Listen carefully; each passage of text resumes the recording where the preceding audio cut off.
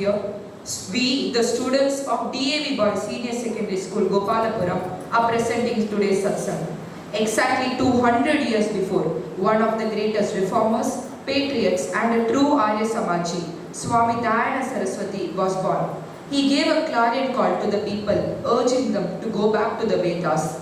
He also wrote a book named the Satyarth Prakash. Let's begin this program with the teachings of Swami D.A.V with the Tamil Bhajan.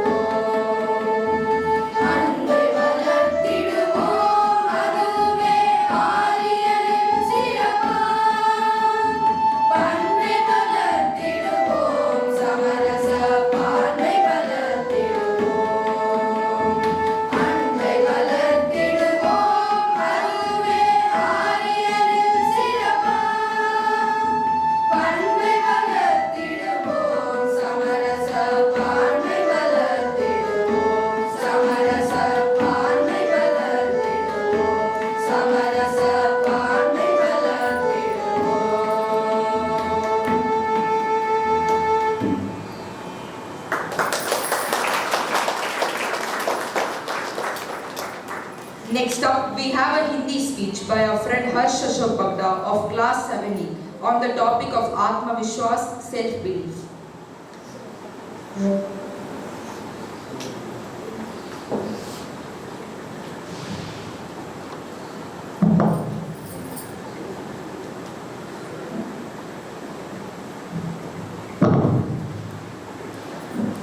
दिया जलता है तो रोशनी देता है संसार को। सफलता के लिए जलना पड़ता है हर इंसान को। रोशनी देने के काबिल बनता है वही संगी साथी जिसमें हो आत्मविश्वास का तेल और उम्मीद की बाती। सभा में उपस्थित सभी लोगों को मेरा सादर प्रणाम। मैं 7वीं कक्षा से हर्ष अशोक बगदा। आज का विषय है आत्मविश्वास। आत्मविश्वास निस्संदेह सफलता की कुंजी है, जिसे पाकर हम सफलता की ओर अपना पहला कदम रख सकते हैं।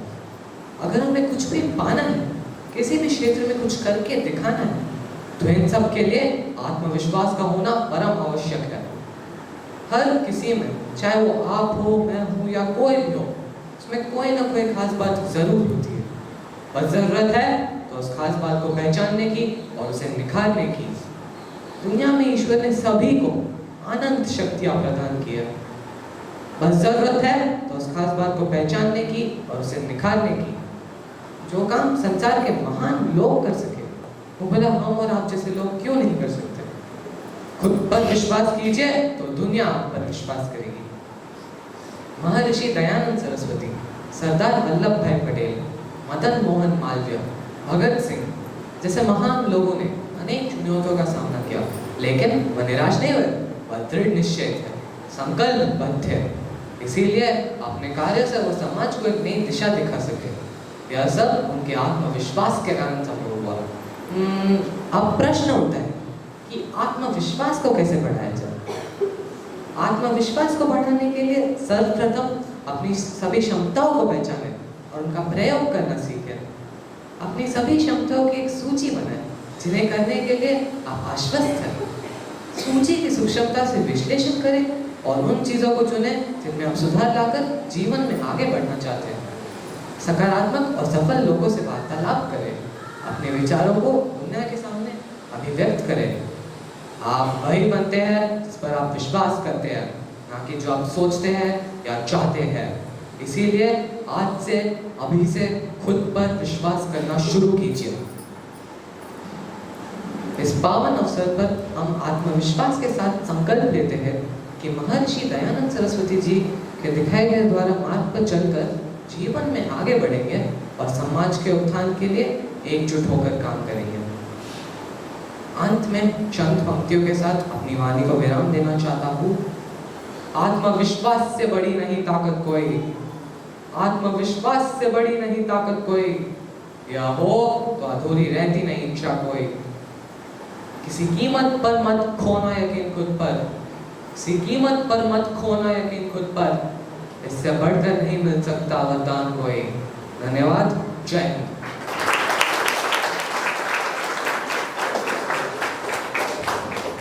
Thank you, Harsh. And the last but not least, we have a Hindi bhajan on the importance of the word Om.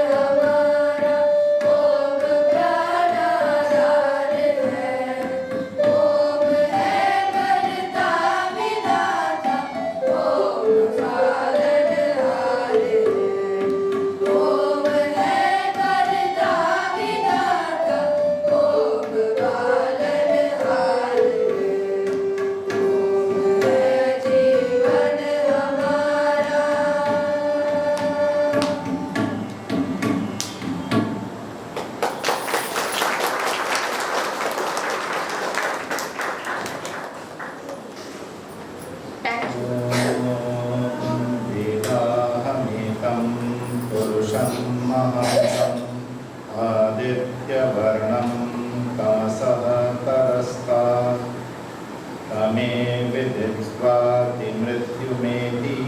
नान्यपन्था विद्यते यनाय.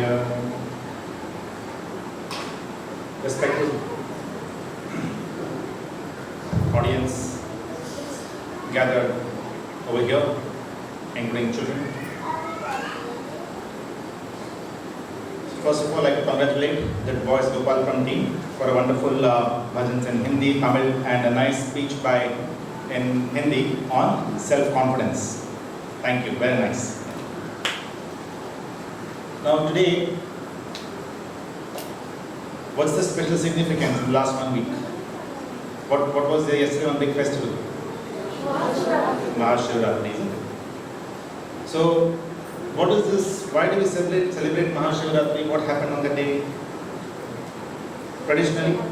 Yeah. Sir, Mahashivratri is celebrated. Sorry, sir. Shivratri is celebrated every month of the 14th day of the calendar. Lunar calendar. Yeah. Sir, Mahashivratri is celebrated because in that day Shivan opened his third eye. Good. Sit down. So, I'm glad that the child would say this, right? So it's just before the new moon. So that 12 Shivaratris, right? And the entire calendar, this one is supposed to be the Mahashivaratri. So, in terms of what he mentioned, Lord Shiva, third eye. We also talked about marriage with Goddess Parvati, and the multiple such beliefs, right? And it's also said that this particular Mahashivratri is very powerful from a spiritual perspective because of certain astronomical reasons, which could be definitely the case, not denying that at all. But also, this particular day had a significance with respect to the way Swami D.A.V. Saraswati saw it in his childhood. And that's something, yeah.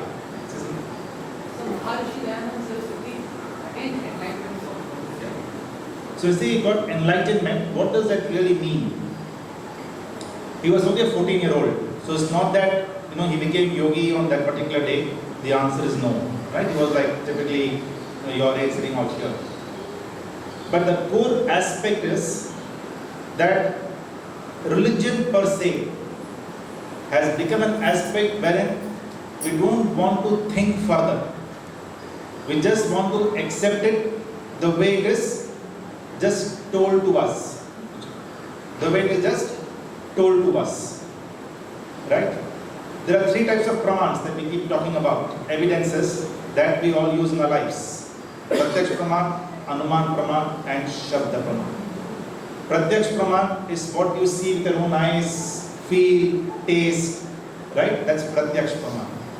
What you read or hear from someone, right? From your parents, from grandparents, from teachers, read in books, all that comes under Shabda praman. And then there is Anuman praman. Anuman praman is when you estimate. That is critical thinking. When you analyze, based on what you have, based on Shabda praman and based on Pratyaksh praman, we tend to analyze and think about it and see whether this makes logical sense or not. Right? That becomes your Anuman praman. All these 3 pramans are important. While with regard to the other subjects, you look at science, look at mathematics, look at the materialistic world, we use Anuman praman very extensively. Right? You take a maths, you solve a maths sum, you can basically look, you have a Pratyaksh praman, you have Shabda praman, you also look at Anuman praman, you do some guesses, you come to a certain answer.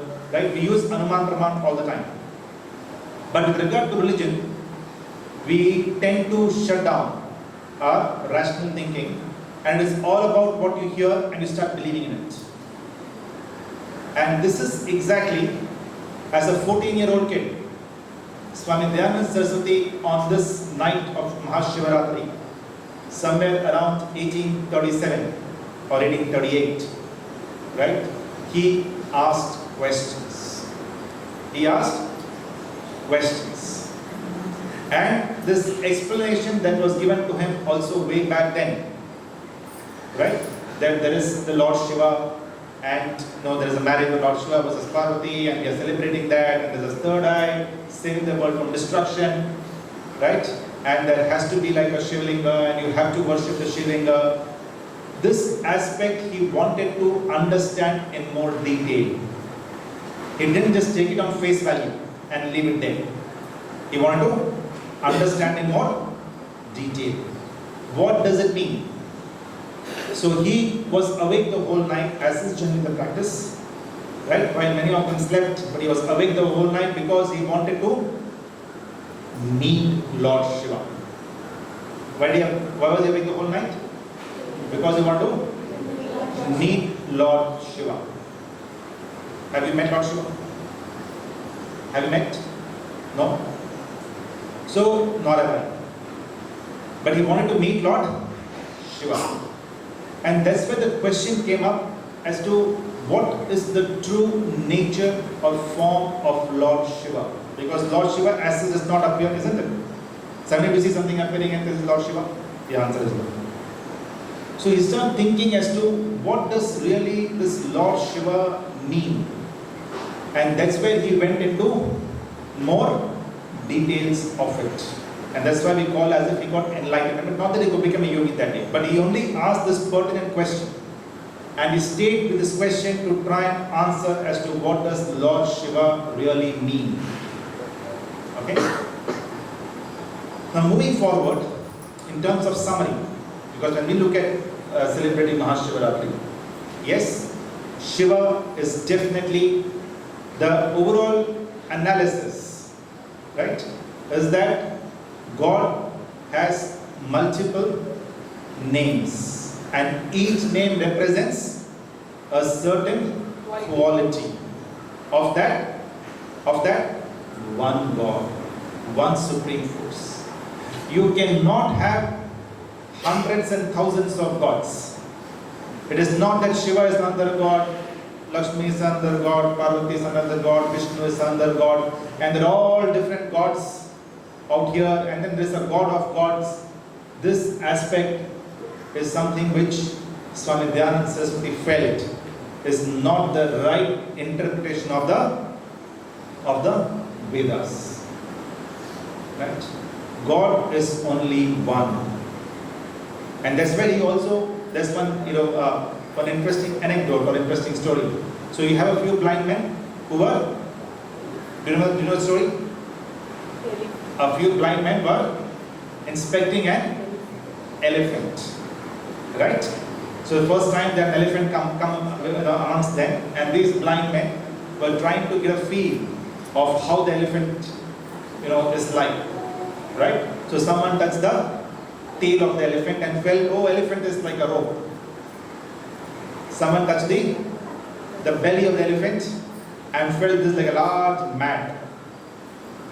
Right? Someone touched the tusk of the elephant, right, and felt, it is like a whatever, something else. So you touch different parts of the elephant and you came up with a perspective that elephant means a rope, elephant means a mat, right? But you would all agree that elephant is one. Okay? And all these are different characteristics or features of that one elephant. So similarly, on this Mahashivaratri and then based on subsequent learning by Swami Dayananda Saraswati, this thought process which evolved based on the right interpretation of the Vedas, which also to my mind, if I go back to Anuman Praman, looks far more logical. Right? It is saying that different gods, they fought against each other and this god did this god did that. Right? It sounds far more logical, at least to my mind, by Anuman Praman, that God is only one. And Vishnu, Shiva, Parvati, Lakshmi, Saraswati, all these are different names of that one God. Each signifying what? Each signifying a different quality. What does Shiva mean? Which quality does Shiva represent? Right? Which one? So some say auspicious, right? Some say is a creator, operator, destructor. So, for example, Saraswati. What does the word Saraswati quality mean? Knowledge. Right? Because the same God, the same supreme force gives knowledge to all of us. Right? Lakshmi. What is the quality it represents? That it gives us prosperity. It gives us prosperity. So all these different names of God. And Swami Dayananda Saraswati in Satya Prakash talks about 108 names. How many? 108 names. Right? Each representing different quality of that one supreme force. Right? So that's one aspect. The other aspect is Swami Dayananda Saraswati's analysis and based on subsequent reading of the Vedas. Because coming to the Arya Samaj, all of you must have a perspective. Arya Samaj does not believe in what? Dash. Idol worship. Isn't it? We all have that perspective. And Arya Samaj does not believe in temples. So it's important on this day to clarify as to what is the real aspect over here that we need to understand. Temples should definitely have a huge role in the society to play. Right? The only aspect around this, if you look at the way historically temples used to function, they were areas for communities to come together. The areas for communities were to come together. Temples were supposed to run the parshalas, the Vedic parshalas, dispense education. Temples were supposed to run the goshalas. Temples were also supposed to be storage places for additional grains, etc. in case of famines. Right? And people used to donate to temple so that all these aspects of society are appropriately taken care of the temple. That is the role of a government. But there is also something called local governance. Since at the temple level, right, people are able to get their needs fulfilled. Right? No one stays hungry. No one is without education. No one is without health services. Right? It is a way for the community to come together. Right? And it is a place wherein knowledge needs to be dispensed. Place wherein children learn about the Vedas. They chant the Vedic mantras. That is the perspective as to why some excellent architecture. Look at how beautifully we have built. Right? All these places were constructed with this very, very strategic and important purpose. What have we made it today? What have we made it today? Right? It has got diluted to a very large extent. Right? And it's also very sad that the governments have also taken control over our temples. Very sad. So the issue is not about not having temples. Issue is definitely about having as many temples as we possibly can. It's about how do we use that strategic asset for the benefit of the entire community. That's the important aspect. The other thing is, let's come to the idol part. And let's understand as to what is the perspective on this. See, God, as we all agree, is everywhere, isn't it? I don't think there's any dispute in that. That Ishwar exists everywhere. Does the Ishwar exist in idol? 100% yes. It exists in idol as well. Right? Is there anything wrong in it? In one sense, no. What is wrong in it? There is also God in that. Right? You can do that. But where is the issue then? What is the fundamental issue about it? See, what happens is, when you start thinking that Ishwar is there in this idol, you in a way subconsciously stop thinking that it is there in other places also. You start thinking it is there only here. That is the problem. If you think it is there everywhere, including here, there is no problem. You got it? If you start thinking it is everywhere, including here, it is not a problem. If you start thinking it is only here, then there is a problem. And what is the problem also then? So the issue is that this thought process leads to many a times very ritualistic and superstitious beliefs. It leads to ritualistic and superstitious beliefs. And I will quote to you one very, very important incident that happened in Bharat in the year 1026. Which year? How many years back? 1000 years back.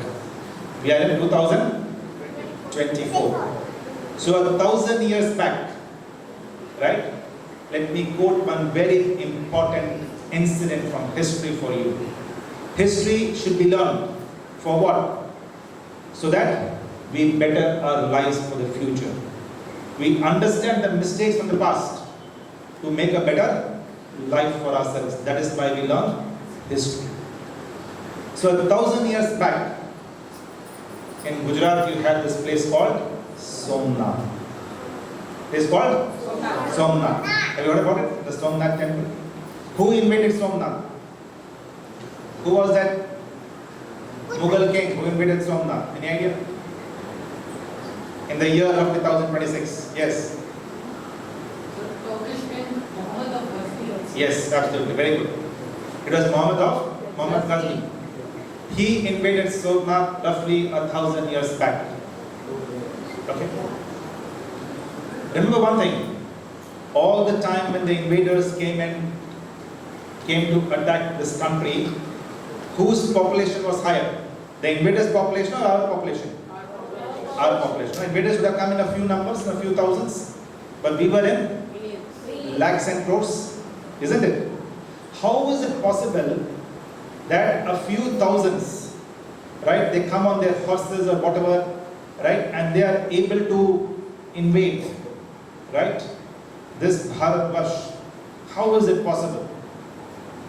Do you think purely in terms of might, they were really more than us? And we were reasonably advanced as well. As we all know, India's GDP was very high.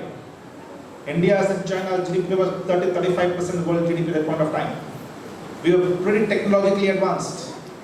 Right? How is it possible that Muhammad Ghazni with about just maybe a few thousand army, they come into this country and they plunder our historical places, our temples, and are able to plunder and go back? It's a big question we need to ask ourselves. And by the children over there, unfortunately, it was not because of superstitious beliefs that we got conquered. What was superstitious belief? So when Somnath Mandir was attacked in the year 1026, I forget the name of the king, but this king was pretty strong. It was not that he was an absolute weakling, right? And some of this came and plundered overnight and attacked and went away. He was pretty strong. But yes, the enemy was also strong. Both sides were strong, and they should have fought a pitched battle. But that battle did not happen. Why? Because the Somnath Mandir, there was the Shivling. Okay? And the priests kept telling the king that, listen, don't worry. Don't worry. No one can do anything till our Lord Shiva is there. No one can do anything. Right? This Lord Shiva is a protector. We have done special puja. Right? So what is Muhammad Ghazni? Nothing will happen. They can come. This Lord Shiva will save us. Right? And they lull the king into believing that that will happen. The army came nearer and nearer. Right? They also told the king, listen, this Lord Shiva is extremely powerful. Why? Because the seas also come and do namaskaram to Lord Shiva. What they say? The seas, the vast oceans, they also come and do namaskaram to Shiva. Right? This Shiva is so powerful that the entire ocean is at its feet. Right? And this Shiva will save us. The army came closer and closer and closer, right? The king thought, now it will save, now it will save, now it will save. And they kept plundering and plundering and plundering and came pretty much up to the fort at near the temple. The king got extremely panicky. The priest still refused to believe. They said, listen, maybe there something happened, the call was not good, time was not good. Let's all get, king, you also come, we'll also get into the inner sanctum. There the Lord Shiva is 100% bound to save us. Nothing will happen there at least. Right? But what do you think happened? They came further and further and further, got up to the inner sanctum, broke everything. Right? Took them as slaves back, butchered them, plundered the entire thing, the entire wealth. Right? What was this question about? The seas part? I mentioned what is right. It was nothing but the high tide and the low tide. What happens in high tide? What happens in high tide? Water will come further, a little further up. Right? That is science, isn't it? What is there in that? The ocean is coming to do namaskaram to Lord Shiva. It's so powerful. But we start thinking in a superstitious way. That is the fundamental challenge. With Swami Dhyana Saraswati, we said, there is nothing wrong in it. There is Ishwar everywhere. Right? But at least ensure that even if you do that, please don't get caught in the superstitious belief around it. Right? That cannot save you in this particular way. Okay. I'll give you one more such historic incident. Right? As to how we were conquered. Otherwise, Bharat could not have been conquered by the Mughals, by the Muslims. Not possible at all. Right? It's only because of our ritualistic beliefs and infighting amongst ourselves. These two core reasons. So there was this another king in the Marwar region. And he was also attacked by the Mughals. Mughals attacked at that point of time multiple parts of the country. And multiple times. So he attacked this Marwar region. And this king was fighting a good battle with him. In those days, if you remember, the battle would happen from morning to evening, right? And then they would stop. It's not like today's times, it's 24/7. And then they would once again resume battle the next day. Right? So, this king had attacked this Marwar region and this battle was fought. The king also was very strong. The Mughal king was indeed a little weaker. The Mughal king realized that now it's only a matter of time wherein I will lose. The king was extremely strong. So he devised a particular strategy. He knew that this king, every day before he comes to the battle along with his commander, he goes to one particular temple, one Kali temple out there, and performs puja, and then only comes to the battlefield. He knew that. Because they obviously had spies and all that. No? So he figured it out. So what he did was, he got the priest of the temple kidnapped. Priest of the temple kidnapped. And got him to him. And he said, listen, I will not kill you, I will not do anything. Take another, he gave him a lot of, whatever the wealth, gold coins, etc. at that point of time. And said, take this additional gold coins, but you need to do one thing. He said, what?